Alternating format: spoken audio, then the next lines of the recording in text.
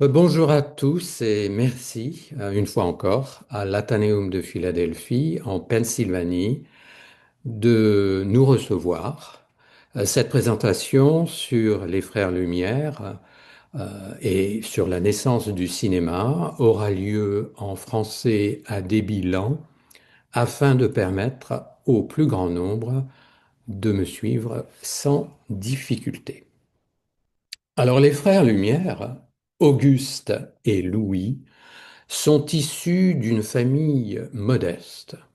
Leur père, Antoine Lumière, est originaire de Franche-Comté, près de la frontière suisse. Alors, l'enfance d'Antoine est marquée par le drame. En 1854, à l'âge de 14 ans, il perd ses deux parents victimes du choléra. Recueilli par sa sœur aînée, il entreprend alors de suivre un apprentissage de menuisier. Très vite, il manifeste un tempérament d'artisan artiste, capable de façonner la matière avec une intuition esthétique hors du commun.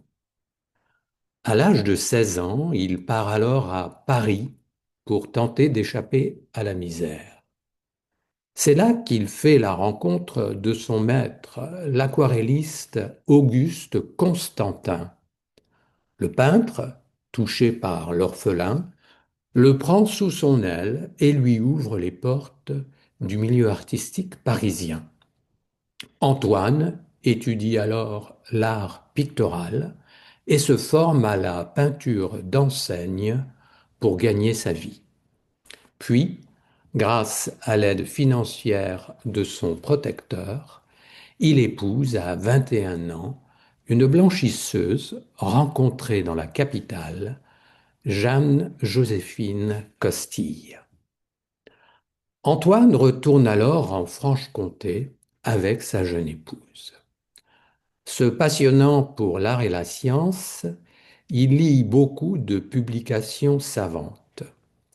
Il s'initie notamment à la photographie chez un portraitiste, Monsieur Allotte. Alors, comprenant rapidement que la photo était sur le point de supplanter la peinture, il ouvre un petit studio de photographie à Besançon. Il gagne sa vie en faisant des portraits, principalement pour les familles bourgeoises de la ville. C'est là d'ailleurs, à Besançon, que vont naître les célèbres frères Lumière, Auguste et Louis, en 1862 et 64. Mais suite à la guerre franco-prussienne, Antoine et sa famille quittent définitivement la Franche-Comté pour Lyon. Alors que l'empire de Napoléon III s'effondre, il fuit l'avancée des troupes ennemies. Antoine s'installe donc à Lyon, où il ouvre son propre studio, rue de la Barre, en plein centre-ville. Alors au début, c'est un simple baraquement de bois. Passionné par les nouvelles technologies, il surveille de près les progrès faits dans le domaine des images. Et grâce à ses talents d'entrepreneur et de portraitiste, il devient rapidement le photographe à la mode de Lyon. Alors toute la bourgeoisie et les personnalités lyonnaises viennent se faire photographier chez lui. Il va alors s'atteler à l'éducation de ses 6 enfants, particulièrement les deux aînés, les plus doués, Auguste et Louis. Alors conscient de l'évolution technique de son métier, Antoine veille à ce que ses fils reçoivent la meilleure formation possible. À 13 ans et 14 ans, il les inscrit au lycée de la Martinière, une école technique lyonnaise réputée pour sa formation scientifique d'excellence.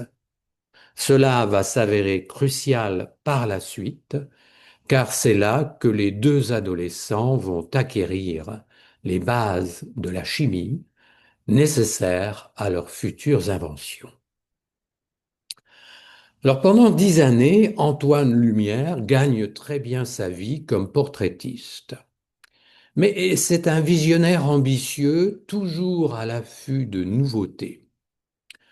En 1880, il comprend que son avenir n'est plus seulement dans la photo et le portrait, mais dans le matériel nécessaire pour produire la photo.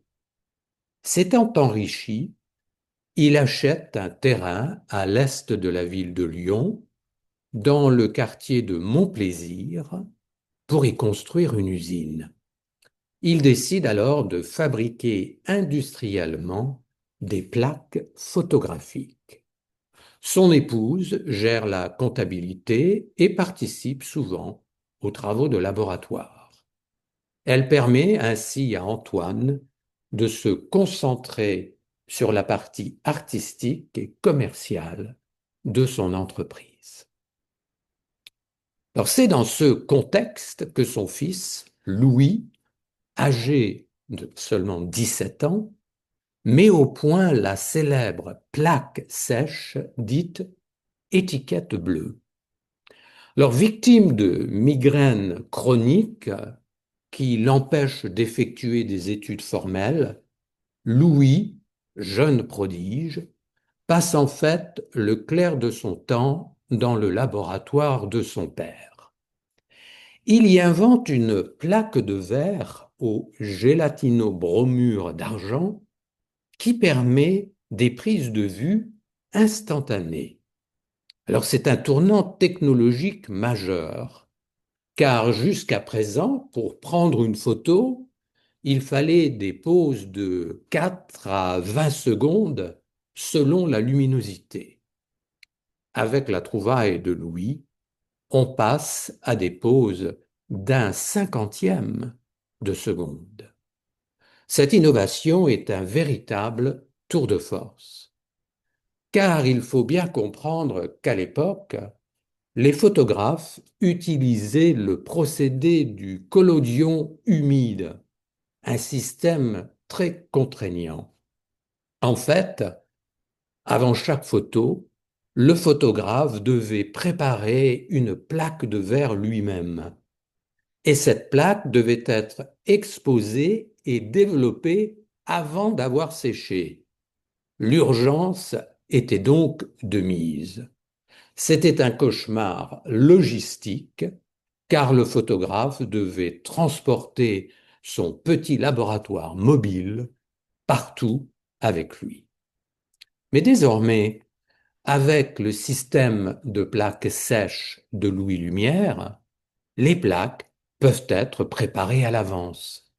Elles sont d'ailleurs vendues en boîte et se conservent longtemps. C'est un progrès considérable qui fait la fortune de la famille Lumière. Car enfin, on peut photographier le mouvement, la vie, les passants. Les photographes ne se limitent donc plus au sujet immobile. En 1882, grâce à des machines installées par Auguste dans l'usine familiale, des millions de plaques sont produites tous les ans. Cette innovation révolutionnaire permet aux Lumières d'entrer dans le cercle fermé des puissances industrielles européennes. Alors il est remarquable de noter qu'Auguste et Louis n'ont pas fait de grandes études. Ils ont certes suivi des cours dans le lycée de la Martinière à Lyon, une école pionnière qui enseigne les sciences appliquées et les arts industriels. Mais contrairement à une idée reçue, les deux frères ne sont pas devenus ingénieurs par un diplôme d'état classique. Auguste obtient son baccalauréat en 1879, puis il rejoint immédiatement l'usine de son père. Plus tard dans sa vie, en touche-à-tout éclairé, Auguste se passionnera pour la médecine et la biologie. Alors Louis, le plus jeune, n'obtiendra jamais le baccalauréat. il complétera sa formation à l'âge adulte en prenant des cours au conservatoire, dessin, sculpture et piano. On peut donc affirmer qu'en matière d'ingénierie, les deux frères Lumière sont des autodidactes de génie. Atypiques, ils n'ont pas suivi de cursus académique universitaire, comme on serait en droit de le croire. Mais à la fin du XIXe siècle, les Lumières ne sont pas les seuls Français à s'intéresser à la photographie. Un Bourguignon, Étienne Jules Marey, inventeur éclectique, membre de l'Académie des sciences de Paris, met au point en 1892 ce qu'il nomme la chronophotographie. Alors cette technique consiste à prendre en rafale des photos instantanées avec un appareil de prise de vue muni d'un seul objectif. Mais le but de Marey n'est pas de divertir, il a un but scientifique. Il souhaite en réalité décomposer le mouvement pour l'étudier, le vol des oiseaux par exemple, ou la marche humaine. Et c'est pour cela qu'il invente son fameux fusil photographique. Alors cet instrument lui permet de prendre 12 images par seconde sur une plaque de verre circulaire en rotation. Il décompose ainsi toutes les positions du mouvement. Cependant, il ne s'agit pas encore de film au vrai sens du terme, d'autant que si l'on perçoit le mouvement, le temps entre chaque image n'est pas encore régulier. La succession des vues est donc saccadée. Reste que l'on doit créditer Marey d'une étape cruciale, la capture du mouvement, une première mondiale. Alors les Français, bien sûr, ne sont pas les seuls à être à l'avant-garde dans le domaine de l'image photographique. En 1888, John Corbett, un photographe américain d'origine anglaise, établi à Philadelphie, invente le film souple transparent. Alors, ce film souple est formé de matière plastique synthétique, le celluloïd. Il prend la forme d'une feuille plate, tranchée en fines lamelles. Là encore, c'est un progrès énorme, car avant cette invention, il fallait près de 8 kilos de plaques de verre pour prendre 50 photos. À ce poids encombrant s'ajoutait aussi la fragilité du verre. Mais dorénavant, avec le film souple de Carbot, le poids à transporter tombe à quelques centaines de grammes. Pour un photographe, c'est un avantage considérable. D'autant que le marché des photographes amateurs est florissant et il se développe parmi la bourgeoisie occidentale. Alors une autre avancée a lieu un an plus tard. L'industriel américain George Eastman, futur fondateur de la firme Kodak à Rochester, New York, améliore le film souple. Il utilise de la nitrocellulose cette fois, ce qui lui confère une élasticité accrue. Il va commercialiser ce film en 1889 sous forme de rouleau de 70 mm. Il faut toutefois noter que les portraitistes professionnels ne vont pas abandonner immédiatement la fameuse plaque de verre étiquette bleue des frères Lumière. Alors, pour des raisons évidentes, le verre est certes moins pratique, mais il va rester encore longtemps une référence d'excellence et de qualité. Il sera d'ailleurs lié à la photographie d'art jusqu'en 1950. Alors nous le voyons donc, les innovations tous azimuts ont lieu dans le domaine de la photo et bientôt de l'animation. Alors un premier essai technique en matière d'images animées va avoir lieu en 1891. On le doit à un homme aux origines cosmopolites, William Kennedy Laurie Dixon.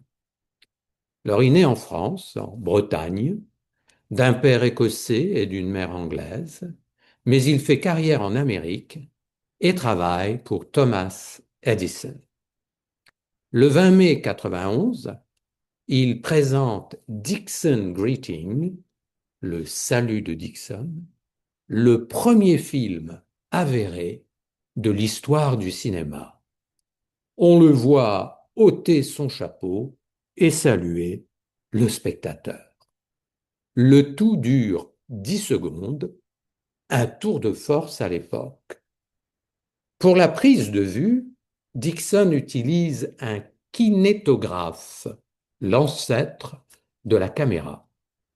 Et pour regarder ce film, il crée le kinétoscope, une boîte de visionnage individuelle.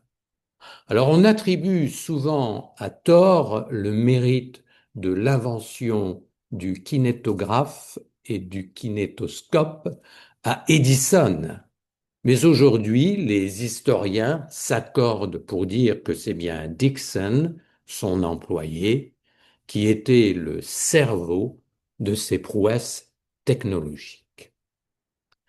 Alors reste que le kinétographe, breveté par Edison en 1891, est considéré comme la première caméra de l'histoire du cinéma.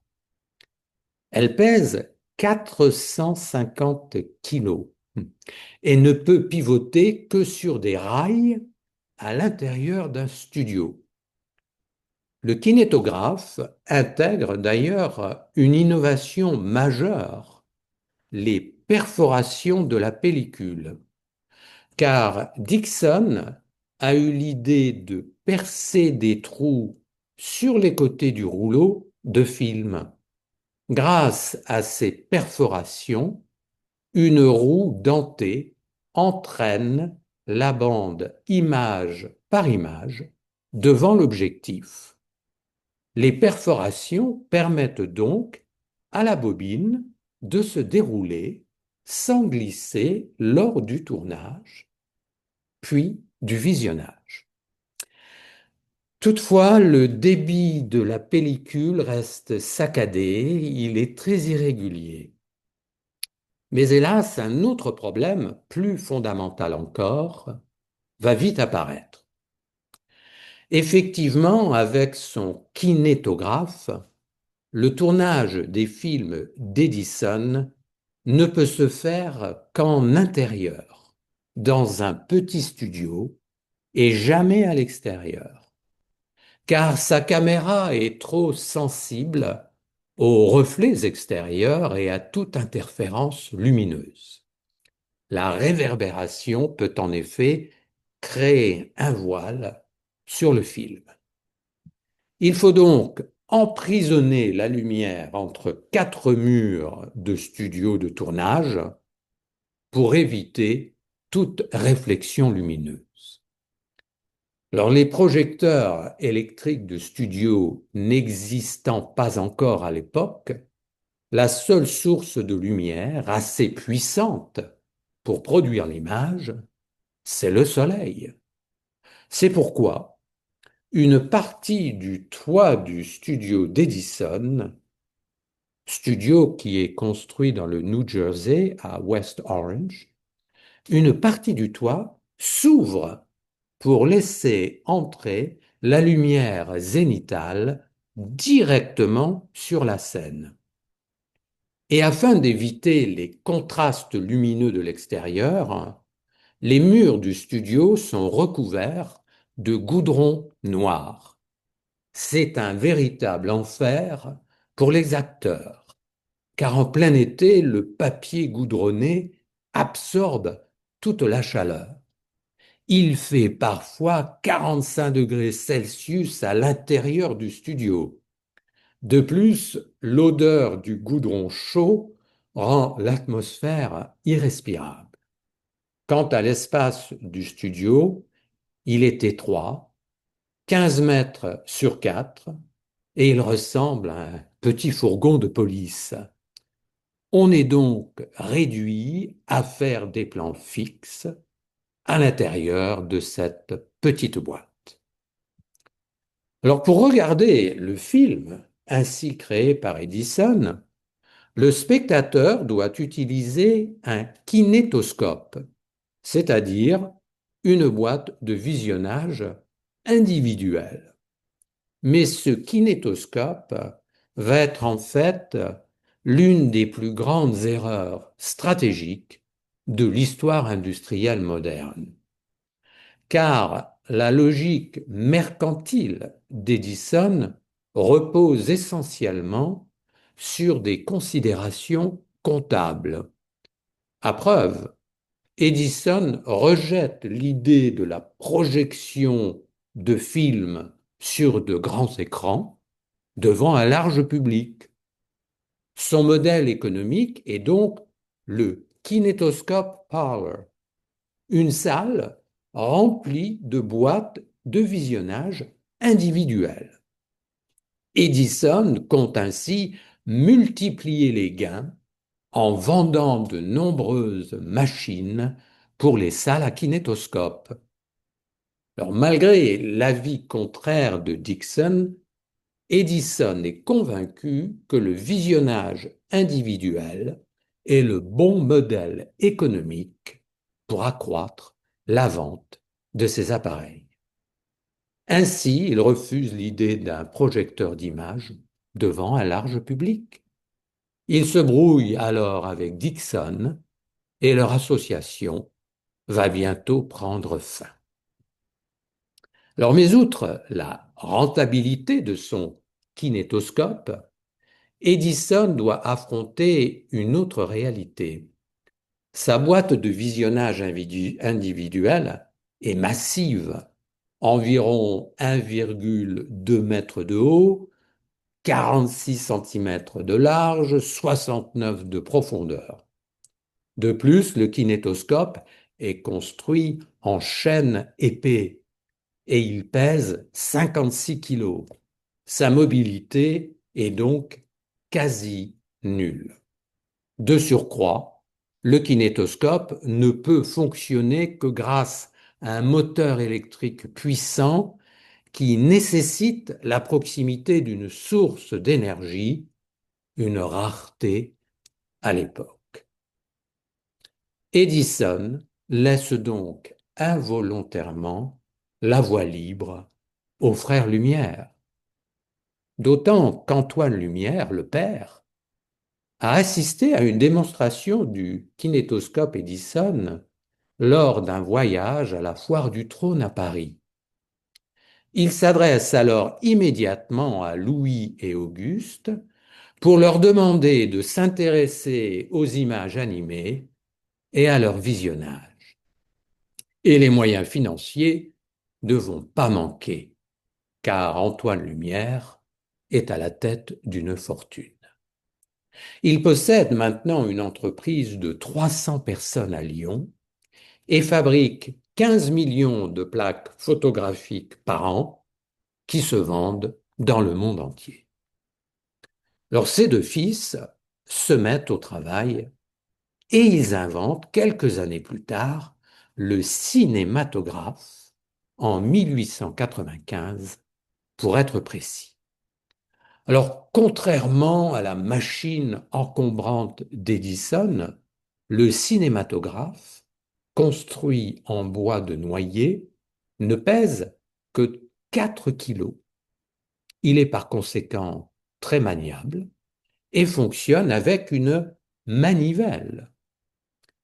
Il n'a pas besoin d'une source d'électricité pour fonctionner. C'est un avantage majeur. Le cinématographe est aussi réversible. En effet, le même boîtier sert de caméra pour la prise de vue, de tireuse pour copier les films, mais aussi de projecteur. Alors les frères Lumière s'inspirent du système d'entraînement du tissu sur les machines à coudre, utilisant ce que l'on appelle la griffe. Cette griffe entre dans les perforations de la bobine, une bobine de 17 mètres de long, placée à l'extérieur du boîtier. Elle tire le film, se retire, remonte, pendant que l'image est exposée. Autre avantage capital du cinématographe, on peut l'emporter partout. Quant à l'objectif de la caméra, il est bien moins sensible aux reflets extérieurs et aux interférences lumineuses que le kinétographe d'Edison. Alors que les frères Lumière filment en extérieur, à la lumière naturelle, dans des jardins ou dans des gares, Edison, lui, reste prisonnier de sa boîte noire. Alors il est à noter que toutes les innovations des frères Lumière sont toujours brevetées sous leurs deux noms, quel que soit l'inventeur, Louis ou Auguste.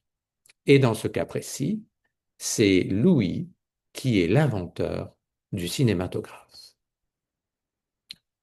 Alors le 28 décembre 1895 est un événement considérable. Il se déroule à Paris. Les frères Lumière organisent la première séance de projection publique d'un film au monde.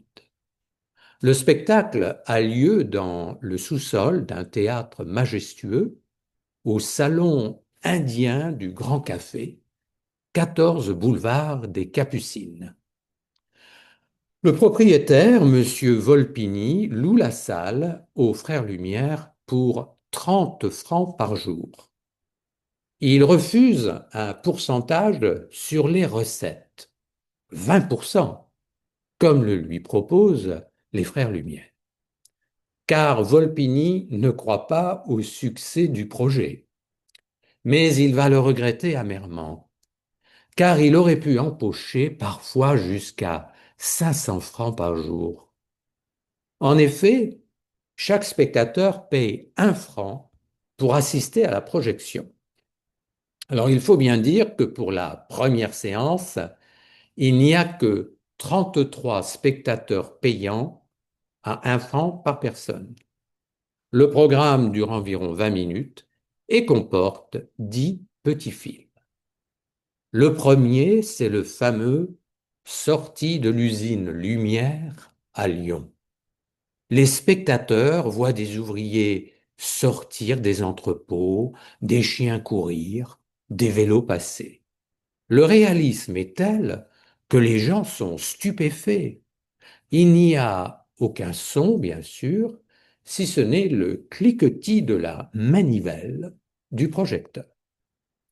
À la fin de la séance, les 33 spectateurs ressortent médusés. Le bouche à oreille est foudroyant et dès le lendemain, des files d'attente immenses se forment sur le boulevard. La police doit intervenir pour canaliser l'hystérie de la foule. En quelques semaines, les Lumières organisent jusqu'à 20 séances par jour. Les recettes passent très rapidement de 33 francs le premier jour à plus de 2500 francs par jour. Alors la date du 28 décembre 1895 est donc historique, car le cinéma devient un spectacle dans une salle noire, vécu ensemble tel que nous le connaissons encore aujourd'hui. Et ce phénomène, bien sûr, va vite devenir planétaire. Mais le génie des Lumières n'est pas seulement technique. Ils inventent la notion de mise en scène d'un film en créant des histoires et des scénarios. Bref, ils imaginent la grammaire naissante du cinéma avec des gros plans, l'approche avant et arrière des caméras, le fameux travelling et même le défilement qui montre le décor passé à l'arrière d'un acteur. Rien à voir donc avec les images basiques d'Edison. Alors 6 mois après la présentation de décembre 1895, la première projection de film en Amérique est organisée avec le cinématographe Lumière à Montréal, au Québec. Alors aux États-Unis, la présentation du cinématographe Lumière fait sensation à New York le 18 juin 1896 et par la suite dans d'autres grandes villes américaines. Alors Edison est un homme amer, amer d'avoir été dépassé par les progrès techniques des frères Lumière. Il se lance donc dans une guerre des brevets. Il considère qu'il a un droit d'antériorité sur le cinéma. Nationaliste, Edison utilise le slogan America for Americans, utilisant l'arme du protectionnisme, du harcèlement juridique et des taxes douanières très lourdes. Cherchant ainsi à préserver son monopole aux États-Unis, il parvient alors à chasser les frères Lumière du sol américain dès l'année suivante, en 1897. Mais Edison, orgueilleux, n'a pas dit son dernier mot. Il a un rêve pour le cinéma, allier l'image et le son. Pour ce faire, il s'inspire des travaux d'Édouard Léon de Martinville, un Français qui fut membre de l'Académie des sciences de Paris. Alors, petit retour en arrière, en 1857, Martinville avait inventé le phonotographe, muni d'un cylindre recouvert de suie noire. Un stylet vibrait alors au son de la voix et reproduisait un son visuellement sur le cylindre. Et en avril 1860, Martinville réalise le plus ancien enregistrement sonore de l'histoire humaine, encore audible aujourd'hui, une voix chantant au clair de la lune. Mais l'enregistrement, par cette technique, est souvent très éphémère.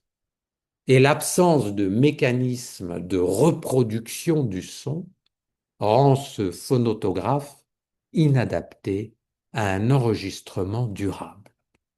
20 ans plus tard, en 1877, Edison invente un appareil bien supérieur, le phonographe. Il va non seulement parvenir à enregistrer le son, mais surtout à le préserver et à le reproduire.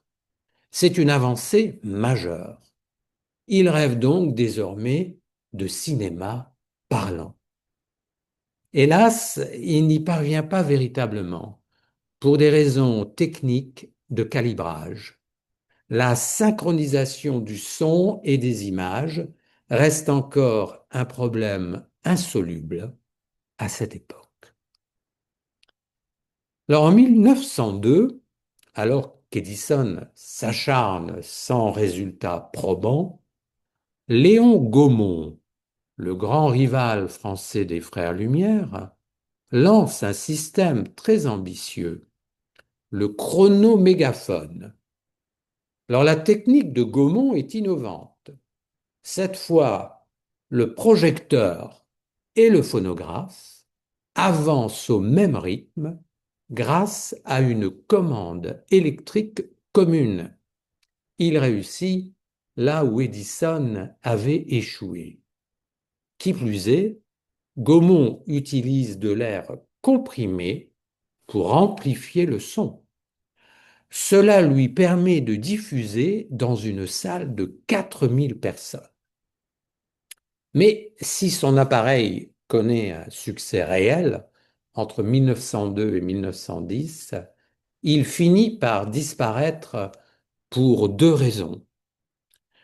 En effet, les disques de l'époque ne durent que 2 ou 3 minutes, bien trop court pour des films dont la durée s'allonge grâce au progrès technique.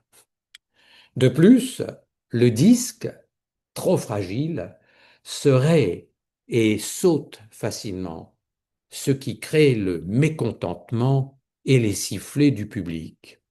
Finalement, Gaumont, comme Edison, échoue sur son objectif de cinéma parlant.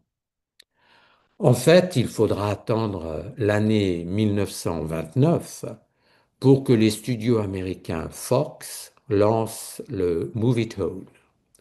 C'est un procédé d'enregistrement sur la pellicule. Bref, ils inventent la bande sonore. Le son et l'image sont désormais physiquement sur le même support. La synchronisation est donc automatique et parfaite. En 1929, ce système devient le standard mondial du cinéma parlant. Mais revenons aux frères Lumière et à leur succès antérieur de 1895, l'invention du cinéma en tant que salle de projection. Alors l'ingénieur et polytechnicien français Jules Carpentier propose à Louis Lumière sa collaboration pour la fabrication en série d'une caméra, car il y a urgence. Même si les frères Lumière ont un avantage technologique important au tournant du siècle, il ne s'agit pas de se laisser dépasser par la concurrence. Carpentier propose donc un modèle de caméra commercialisable dès janvier 1896. Les Lumières acceptent et très rapidement, le matériel de prise de vue, de projection et les films sont mis en vente. Alors tout d'abord aux distributeurs et aux opérateurs, désirant se mettre à leur compte, à ouvrir une salle de cinéma par contre, mais aussi plus tard au public, au prix de 1650 francs, soit l'équivalent aujourd'hui de 7500 euros. Les collectionneurs, aujourd'hui, s'arrachent ce modèle de caméra pour la somme de 150 000 euros. Alors à partir de mai 1897, divers catalogues de vente sont édités en plusieurs langues. Grâce au talent de concepteur de Jules Carpentier, on estime qu'en une vingtaine d'années, 800 cinématographes sont sortis des usines et vendus à travers le monde. Mais petit à petit, le modèle des Lumières va s'essouffler. Plusieurs facteurs sont en cause. La concurrence, tout d'abord, avec des maisons françaises comme Pathé ou Méliès, qui entrent dans l'industrie cinématographique naissante. Les Lumières ne sont donc plus les seuls sur ce terrain. De plus, leur catalogue, qui comporte des vues, c'est-à-dire des scènes de la vie réelle en 50 secondes, n'étonne plus vraiment. Une fois la nouveauté passée, le public se lasse. Les Lumières vont donc se désengager du cinéma petit à petit. Ils cessent officiellement de produire des films en 1905, et il laisse le marché à Charles Pathé et à Georges Méliès. Il reste cependant pour l'histoire plus de 2000 vues ou films intacts produits par le cinématographe Lumière. Paradoxalement, l'arrêt prématuré de la projection de leurs films fait que les négatifs et les bobines nous sont parvenus de manière quasi intacte. Alors aujourd'hui, la valeur historique des images d'Auguste et Louis Lumière tient que le témoignage qu'elles apportent sur le tournant du siècle est absolument incroyable. Car l'intérêt documentaire de leur contenu et les choix des sujets reflètent l'esprit et la mentalité de l'époque. Alors hélas, ce ne sera pas le cas d'autres maisons de production. En effet, elles épuisaient souvent leurs négatifs, leurs bobines, en multipliant les tirages. Et elles réutilisaient les bandes après exploitation d'un film afin de réduire les coûts de production. Alors après l'abandon du cinéma, Louis Lumière n'a pas fini ses recherches pour autant. Il s'intéresse maintenant à la photographie panoramique et il crée le photorama qu'il exploite dès 1902. C'est une avancée fondamentale dans le domaine de l'image. Grâce à lui, la reproduction complète de l'horizon est dorénavant possible sur un cliché. Louis Lumière ouvre une salle dédiée au photorama à Paris, au 18 rue de Clichy. Il utilise alors un projecteur unique placé au centre d'une salle circulaire.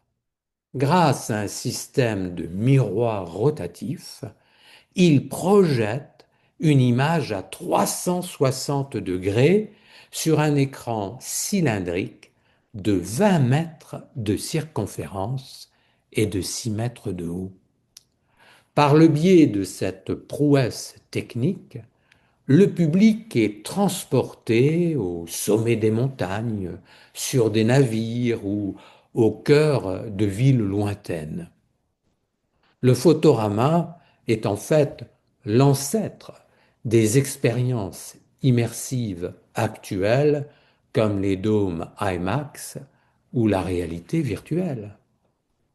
Il n'aura pourtant qu'un effet éphémère et les exploitations de la salle ou l'exploitation de sa salle ne va durer que 3 ans, car le coût de maintenance de la salle et de l'équipement sont beaucoup trop élevés.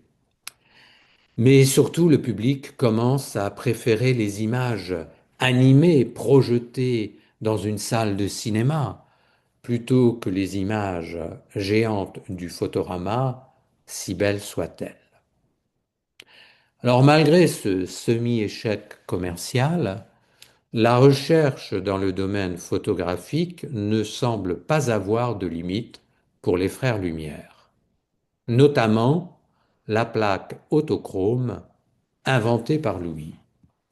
C'est le premier procédé industriel permettant de réaliser des photographies en couleur. Il est breveté en 1903 et le succès est mondial. L'innovation technologique reste donc l'AND de la maison Lumière. Alors, le secret de cette invention réside dans l'emploi de grains de fécule de pommes de terre teintées permettant de capter et de filtrer la lumière. Louis considère cette plaque autochrome comme sa plus grande invention. Il y a consacré en tout près de 10 années de recherche. On lui doit en particulier de nombreuses photos couleurs prises lors de la Première Guerre mondiale. Elles ont un aspect pointilliste qui rappelle les tableaux impressionnistes. Sa plaque autochrome sera utilisée entre 1907 et 1932 environ. Elle ne sera remplacée que par l'apparition de procédés couleurs chimiques. Le Kodachrome aux États-Unis en 1935 et l'Avgacolor Noé en Allemagne en 1936. Bien plus aisés d'usage, ils vont donc s'imposer comme les films couleurs modernes. Alors, autre progrès considérable, l'Américain Herbert Kalmus mettra au point en 1932 une caméra trichrome. Elle sera énorme, pèsera 200 kilos, mais elle utilisera trois pellicules, trois bandes différentes simultanément à l'intérieur de l'appareil. Ce procédé va permettre notamment de créer Blanche-Neige et les Sept Nains en 1937, Le Magicien d'Oz en 1939 ou Autant en emporte le vent en 1939 également. Mais bientôt, l'aventure photographique et cinématographique des frères Lumière va être contrariée par les événements politiques de l'époque, notamment le fascisme. Mussolini, promoteur de l'ordre social et de la modernité technologique, va faire de Louis un de ses admirateurs. Son anti-bolchevisme viscéral l'amène aussi à soutenir le régime de Vichy. Comme la majorité des Français de l'époque, dès 1940, Louis, qui est âgé de 76 ans, et Auguste de 78, voit dans Philippe Pétain l'homme providentiel, capable de remettre sur pied la France après la débâcle. Louis Lumière signe en octobre 1940 une déclaration publique en faveur de la collaboration et affirme: ce serait une grande faute de refuser la collaboration que l'Allemagne nous offre. Il accepte aussi de devenir membre puis vice-président du Conseil national, une assemblée consultative mise en place par Vichy. Auguste Lumière, son frère, siège pour sa part au conseil municipal de Lyon. Nommé par le régime, il publie des écrits soutenant la révolution nationale de Vichy, qui remplace la devise liberté, égalité, fraternité par le motto travail, famille, patrie. Alors très vite, il devient clair que le régime du maréchal Pétain utilise la notoriété mondiale des frères Lumière pour asseoir sa propre légitimité. Louis reçoit ainsi l'ordre de la Francisque, la plus haute distinction du régime de Vichy. Il rejoint en cela 2627 personnalités françaises du monde des affaires, de la politique, des arts et des lettres. En 1942, pendant la guerre, le visage des frères Lumière est même imprimé sur un projet de billet de 1 000 francs. Ce dernier ne sera néanmoins jamais mis en circulation. Alors, contrairement à d'autres personnalités françaises, après la guerre, les frères Lumière n'ont pas été condamnés pour collaboration. Leur grand âge, plus de 80 ans, et l'admiration qu'ils suscitent encore, leur évite l'opprobre. Mais leur image personnelle est ternie. Pour leur défense, les Lumières affirment avoir agi par patriotisme mal éclairé.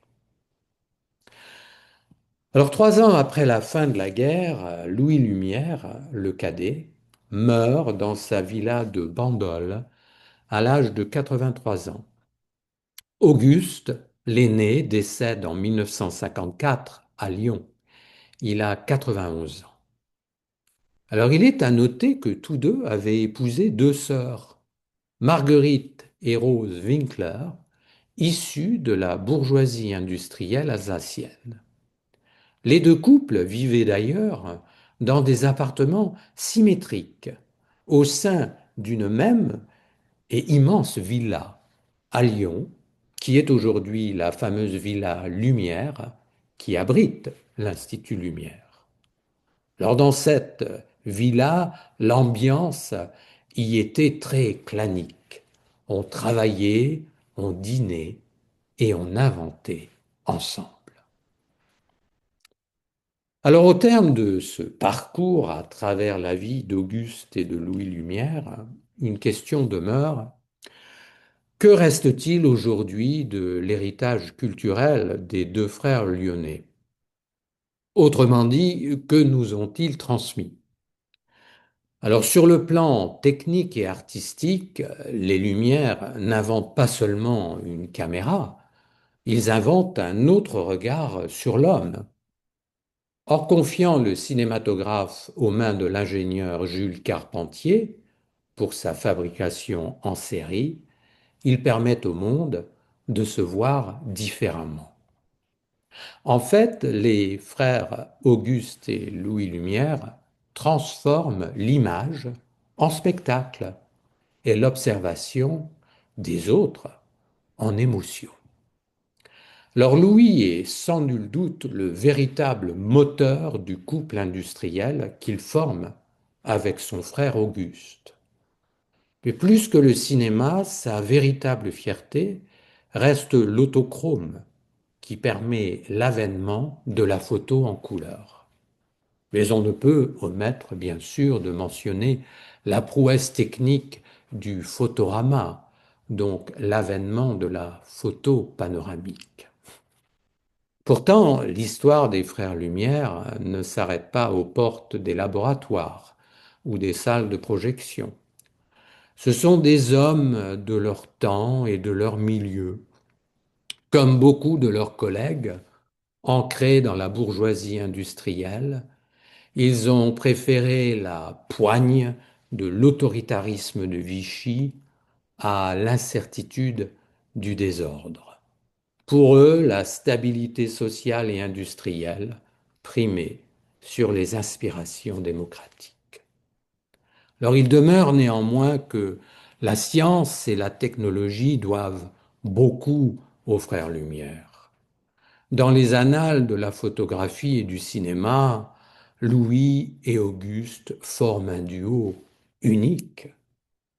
Lorsque la passion rencontre le génie, le monde change de dimension et il prend un éclat singulier, un peu comme une apparition soudaine. Que la lumière soit, et les lumières furent. Je vous remercie de votre attention.